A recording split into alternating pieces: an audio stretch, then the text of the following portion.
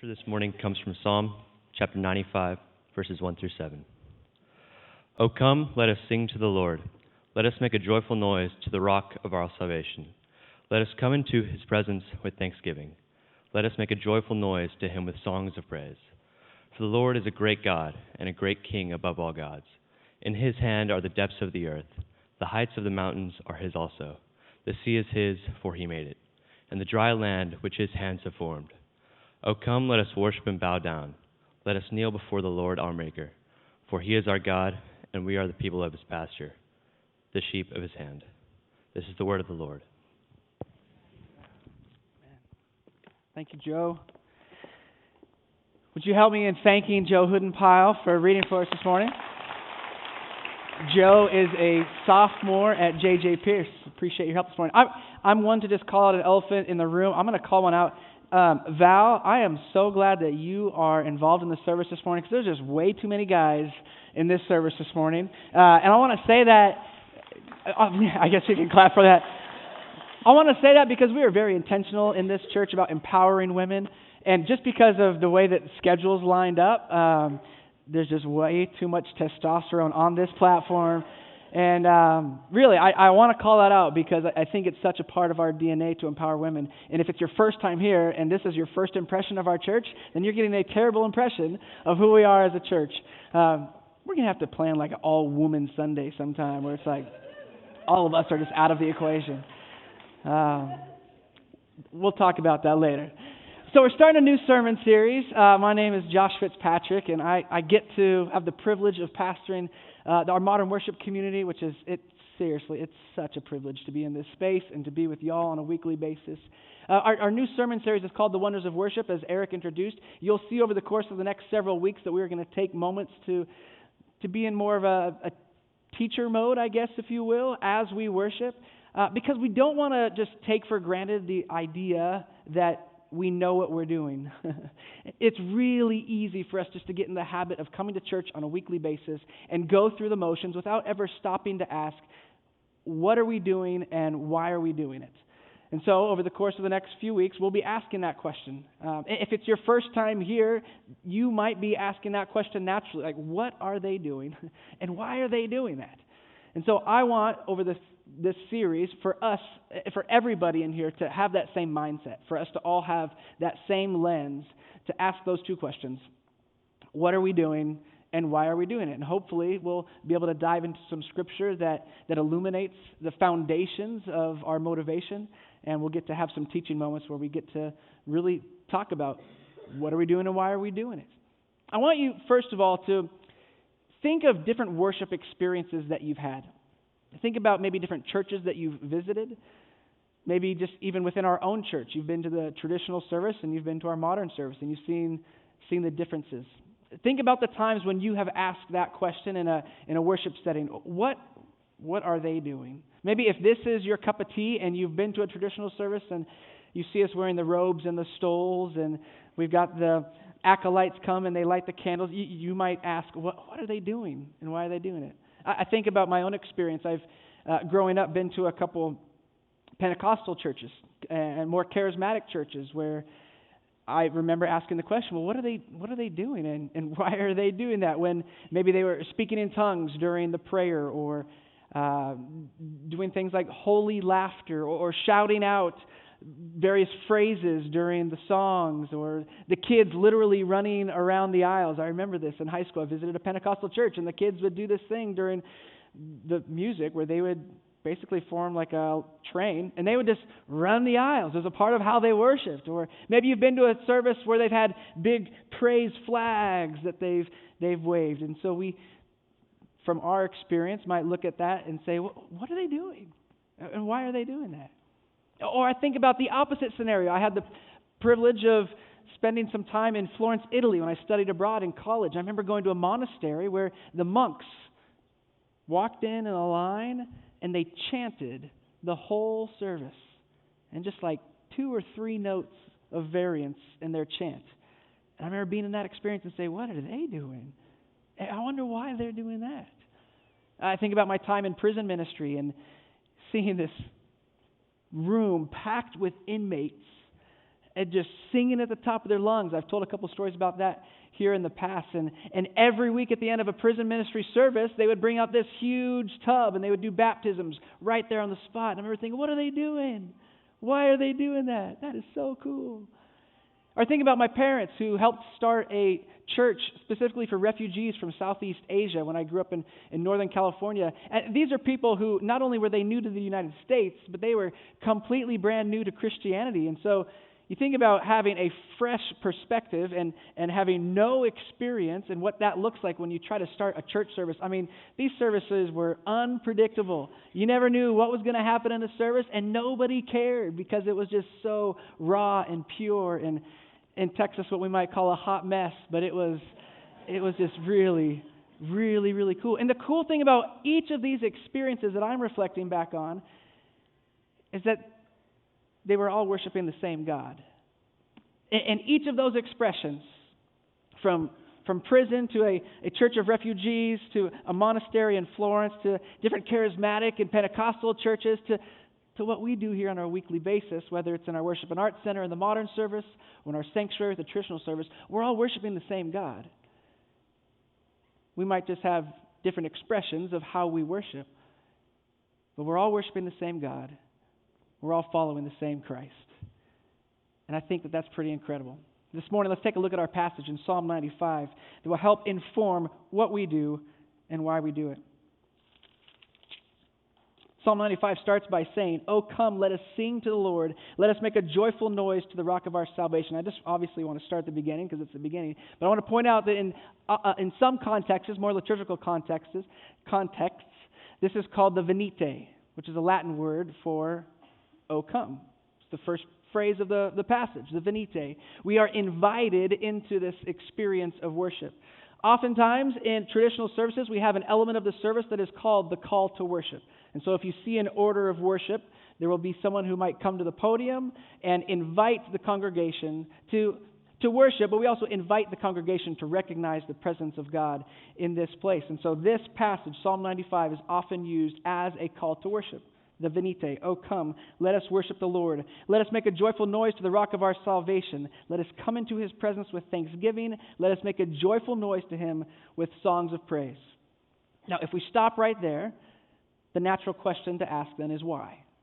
We are invited to worship, but why are we invited to worship? And the passage goes on in verse 4 and verse 3 to say, because the Lord is a great God and a great King above all gods. In his hand are the depths of the earth, the heights of the mountains are his also. The sea is his, for he made it, and the dry land which his hands have formed. Now, in the time that this psalm was originally written, there were deities represented for each element of nature. We've talked about this a little bit with the creation story, that as God hovered over the waters, we have this image of the God above all gods who didn't need any other gods or didn't even need to defeat other gods like other creation accounts would speak of, because in the beginning, all there was the one true God. Well, here we have similar language where it says, God is the great King above all gods. In his hand are the depths of the earth, the heights of the mountains. The sea is his, and the dry land. Each of these elements of nature and creation were represented in neighboring cultures by deities of their own. So the language used here is an intentional way to say, look, our God made your gods. Our God made your gods, so how can they be gods at all? Our God is the God of all gods, the one true God, the God of all creation. And when we recognize that the one true God is the God who created the entire universe, our natural response is to stop and worship. Is to bow down, because, quite frankly, we are unworthy. We recognize God's greatness, and we worship. Have you had an experience in life that has stopped you in your tracks? That has stopped you in your tracks and made you just recognize that maybe there is something bigger in life than just you? Maybe you've been out in nature. I remember as a kid, I got to go to see the Grand Canyon, and just seeing how vast and enormous the Grand Canyon is. You cannot walk away from the Grand Canyon without thinking, that could not have just happened on accident. Sure, there were processes and time and place, but man, the beauty and majesty of something like that. Maybe you've been just by the ocean and just listening to the waves, or at a lake, wherever your place in nature of peace is. Have you been there and been forced to stop and think about why that's there? Maybe you've witnessed a miracle in life, perhaps the birth of a child, or maybe even those sacred moments that can exist at the end of a well-lived life that make you pause and say, there's something bigger than just me. Maybe you've experienced love in its purest form. Have you been loved well? Even if just once? Have you witnessed pure love in its deepest, selfless form that makes you stop and say, We have these moments in life where we recognize God's greatness that make us question everything we've ever known and reorient us away from ourselves, because we recognize in that moment that life is not about me. There's something greater at work. This is the God of all creation. That when we recognize how great God is, that our one true God created all the other gods of the world. Not really, that's just some language. Well, we can talk about that theology later, but sorry, I'm just going. When we recognize God's greatness in creation, we are forced to just stop and worship God's greatness. Now, verse 6 goes on, and I want to point out two things here. As it says, "O come, let us worship and bow down. Let us kneel before the Lord our Maker. For He is our God, and we are the people of His pasture, the sheep of His hand." The Psalms were written as songs of praise. They are poetry. The language is very intentional, and there's two different literary things that happen here that I think are fascinating. The first is juxtaposition, and the second is parallelism. So, juxtaposition, when you pair together two things or set them side by side that are often opposite ideas, here we have this language of God being our shepherd. So we've just finished this section, short section, talking about God of all creation, and yet that is juxtaposed next to this language of God being like a shepherd who cares for sheep. I love the beauty of this. The God of all creation cares for you and me like a shepherd cares for sheep. And then we have parallelism. In the parallelism of this poem, we see that God made the heavens and the earth, that God is the maker of all creation, and yet in verse 6, we're reminded that God also made us.